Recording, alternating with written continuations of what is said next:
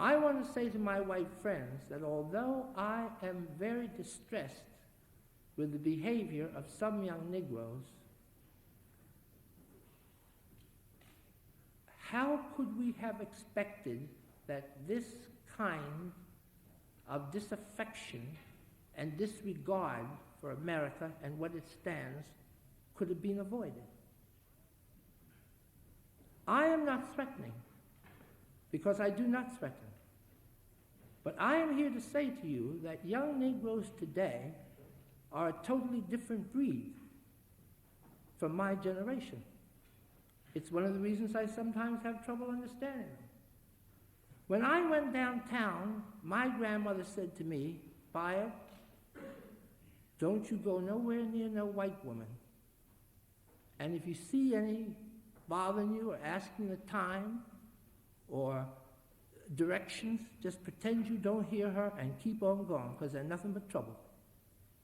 Bayard, when you go downtown, whether you're right or wrong, whatever the policeman tells you to do, you do it.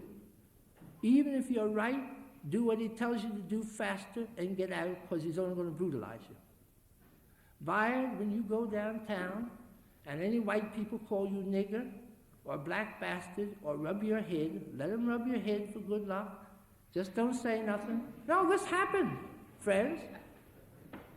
Don't say anything.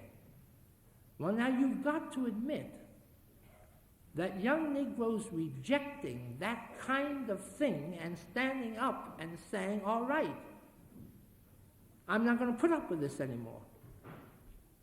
They are not, friends. They mean it. There are elements in this society, in the Negro community, which out of a developing manhood, and not because they are devils, would in fact prefer to see this society destroyed and the cities burned down if they cannot have respect. We have got to make our peace with this.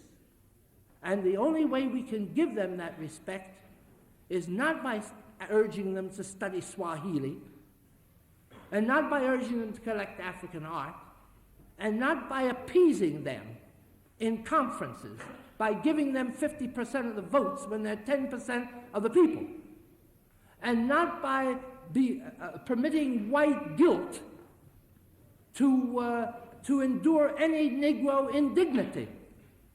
It is by coming into the battle to fight for those economic and social demands which alone can bring freedom to the poor and relieve the Negro, the most desperately poor of all.